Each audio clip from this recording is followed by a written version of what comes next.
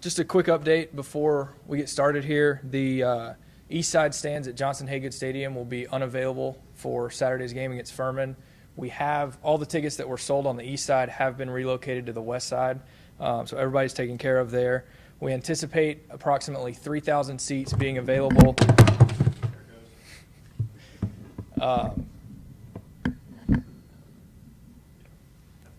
For the rest of the season, we expect approximately 3,000 seats available over on the east side, and are continuing to evaluate long-term options for the east side of Johnson Haygood Stadium.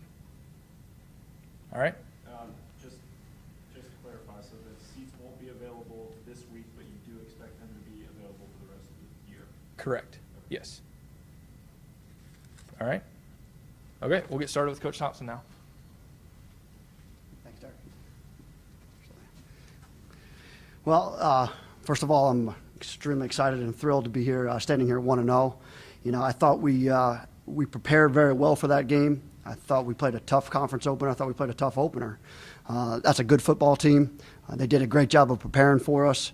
I thought, they played very fast. They played very physical. They had a great game plan, and they too had a tremendous game against us. The one thing that I thought we did well is we set out to do a couple of things. We set out to play assignment football. We set out to play physical football. We set out to play penalty-free, as well as turnover-free, which is what we exactly did there. And I told the players that, and I told you guys last week when I stood here, is the ability for us to win that game was going to come probably from not having as many penalties as they did or turnovers as they did, because that's a team that makes very, very few mistakes. We started out the first half. I thought we played a great first half on offense. We had to adjust some things on defense. A couple of things on defense, we just weren't tackling very well, and it's a little bit of a concern fundamentally for us. We've addressed a couple of those things in practice so far this week. And on offense, it was just a little bit of them making a couple of adjustments to be able to tighten down their fits. It made it a little bit more difficult in the second half for us to move the football. So, I think moving forward is we've got to do a much better job of playing fundamental football if we're going to have a run at the conference championships, that's for sure. The Furman, I thought watching the Michigan State game, they played a tough BCS opponent. It's not surprising they went down and they beat Central Florida last year. They have been in that environment. They've played FBS schools in the past. They played them very tight, took them to the fourth quarter. They are also playing really well on defense. I think they're playing very physical on defense. They've changed their offense just a little bit. They're a little bit more of a Furman of old. They're a little bit more of a downhill running team. They're doing a little bit more out of the pistol than out of split backs. And, they've got a freshman running back that's pretty quick. He's got Blazejowski's doing a good job. He's a junior now, and he's making some really good reads out there. A couple of years ago out here, he had 400 yards on us. So we're going to we're going to spend all week trying to make sure that we contain him for sure.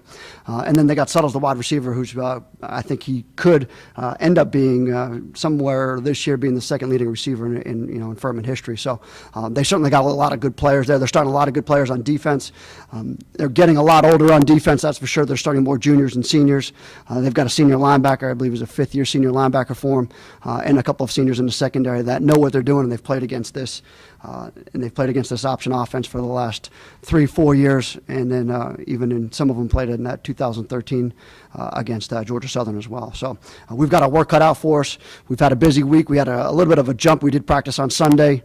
We did practice on Saturday. We took Sunday off, and then we took Monday off, and now we'll be back at it today. Questions? Starting quarterback?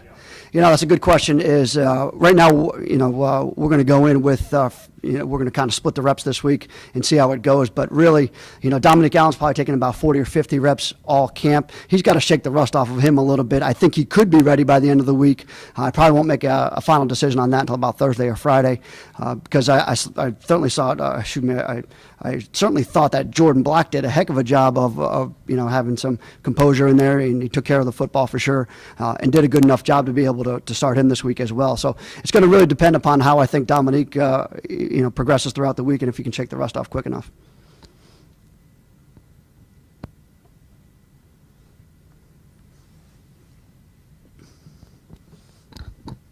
I guess just you obviously have a taste for what this rivalry means to you and some of the older guys on the team, but for some of the newer players, is there a big sense of rivalry against Furman? Are the older players, they kind of play it up?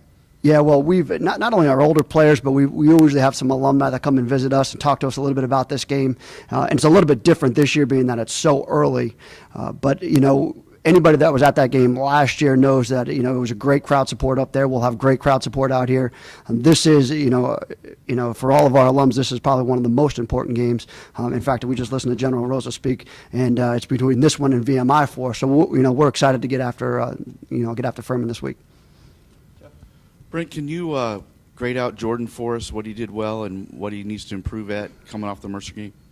I thought he needs to run behind his pads a little bit more. He ran a little bit high. He was kind of hunting and pecking a little bit, and I think that comes from a little bit of feel.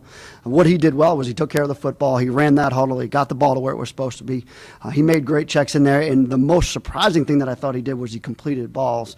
I think we were 6 of 9 on the day, and we had a couple of third down conversions, and especially to have the composure there to put together a 7-8 minute drive at the end of the game to win the football game. That's not easy to do, especially when we had a 2nd and 15 in there where we were able to make it a 3rd and manageable at that point.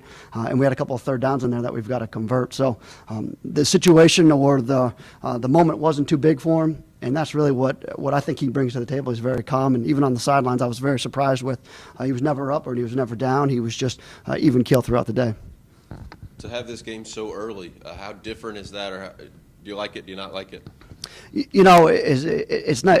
There's not a whole lot I can do about it. So we're not overly concerned about it. Now we're starting off with 2 conference opponents, so we're really approaching this thing like we did Mercer last week, and that is, this is an extremely important ball game. We've prepared all year for it. We prepared some of camp for this game as well. So it's just the next team up, and then they're in the way. Brent, you scored 21 points in the first quarter and not again until, I guess, 2 minutes to go. What happened in the second and third quarters, and what needs to improve going forward? They tighten up their fits. They do a great job with adjustments, and they've done a great job with adjustments for the last 2 years that we've played them as well. So I thought that that had something to do with it. The other thing is we weren't converting third downs. We had a couple of third downs that were manageable. We had a couple of fourth downs that were manageable. We need to do a much better job of that, and that's kind of what I was talking about with Jordan there. Is if we can lower our pads and kind of grind out another yard or two, I think we'll be okay. We weren't missing too many assignments, but we missed a couple of blocks in there too that in our offense is going to be tough to do. We should be able to, convert 3rd and 1 or 3rd and 2. I guess the pre-conference schedule for most is a time for coaches to really see what they have and clean it up. You don't have that luxury in this case. How is you and your staff kind of handling that, and I guess emphasizing your team how much they need to hone in? Fundamentals. Like I said, we got back to fundamentals mostly this weekend, and we had to go out there, and do some blocking out there and be able to teach our kids a little bit more on the run. We can't do as much as we do scheme-wise in the later parts of the year that we normally do. So really, we've just got to get back to fundamentals throughout the early part of the year for sure. If the SoCon's anything like it was last year, 1 game, 0 games, that's what it's going to take in the loss column to win it. When you're playing 2 in a row so early, is that a good thing or is that a bad thing? Well, like we said last week, we'll know exactly where we are at this point. This year, I don't know that's going to be like that. I thought this Furman team's a very good football team. I thought that Mercer team was a good football team. They've got a chance, and both those teams have got a chance to win this. And then, of course, you've got Sanford and Marshall that had some pretty good games as well last week. So, I think this conference is up for grabs at this point, and it may not be a 0-loss champion this year, but it could be an interesting run here late. Brent, there was a lot of quarterback rotating going on in college football this weekend. Barring any sort of injury scenario, can you see both your guys playing on Saturday? No, it's not something that I believe in, to be honest with you. There's a certain way that this offense works, and that is center quarterback exchange. It is quarterback fullback, and then it is always quarterback halfback or pitch. So there's a lot of those things. There's a lot of those different dynamics that take place in our offense, and there's a comfort level with having the same guy doing it all the time. We practice it that way. We mix and match our B-backs a little bit, but for the most part, our quarterbacks stay the same. Plus, I believe in a true leader of the offense, and I believe that there's a guy out there that every single one of those players looks to to bail us out of a situation that we were in the other night, especially. So, not really my style, but it could come to that at some point. I wouldn't completely rule it out. What was the demeanor on the sidelines last week when Mercer was marching back into the game? Yeah, at one point, I looked over in our offensive guys, and this is where it was a little bit different for me being on the sideline. And at one point, I looked over to our offensive guys. They were all sitting down. We'd already made all of our corrections and everything, And I turned over and I said, you know what, we need to get up and we need to get behind these guys. And that's what they did. They got up and got behind these guys, and the next thing you know, we started to get more stops. So yeah, I felt us fall into a little bit of a lull right there, and I sensed it slipping away from us at one point, and I think we were leading still 21-20 at the time. But really, there was a lot of resolve in that group, and I didn't realize that. But we were able to battle back, and we were able to hang in there in the second half, and then of course put together a drive to be able to win the game and have Cody kick the game winner. So, there was a little bit of an up and down throughout the game. We've got to do a much better job of playing 4 quarters of football this week for sure. How would you grade your performance in your first game as a head coach? Yeah, it's funny you say that. There's a couple of there's a couple of things that I go back and I ask the staff about. Do we kick the field goal there and or attempt to kick the field goal there, which would put us up by 4 points at the time. And then I thought going into that scenario right there is you had really one of 2 or 3 choices. You could punt the ball away, you can kick the field goal, or you could run another offensive play and take some time off the clock. I thought maybe kicking the field goal there was probably the right decision, and it ended up being the right decision. Unfortunately, we missed the field goal, but our defense was playing well at the time. We got a turnover on downs, and we ended up getting an interception after that. So that was probably the most critical time of the game where you had to make a decision right there. And there's a couple of 4th downs that I don't know that I would have punted them. There's, like I told Jeff, we should be able to convert some of those 4th and 1s and 4th and 2s. We just need to do a better job of doing that. There was a 4th and 5. We kind of left us in no man's land right around the 30, 38, 39-yard line right there, and we kind of had to go for that one. So, you play the field position game, and I thought going into it we had to play the field position game with those guys, and each team was going to have to travel the field to score for sure. So, I don't think it was too bad of a deal, but, there's always a couple question marks in my mind. Brent, what impressed you about Furman on their tape? Their composure, they did a great job. I mean, you're playing in a hostile environment. You're playing a physical football team, and they kind of matched physicality with them. They played downhill on offense. They played downhill on defense. They had some turnovers, and unfortunately, they threw the late turnover late in the game right there. But really, I thought they kind of matched them, and they didn't let the moment get too big for them. I thought they played a very disciplined football game in a tough environment.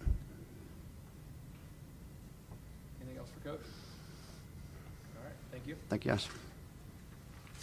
We will continue with Jonathan King. We'll go straight into questions for Jonathan. We've got the microphone still for the stream for questions. John, how would you grade out the defense on your first game? Not the proudest performance that we've had, but I am proud of how we rallied back in the second half. Thought when we came out first half, we didn't execute how we should have, but we made those halftime adjustments, and we were back to playing how we used to seeing us play.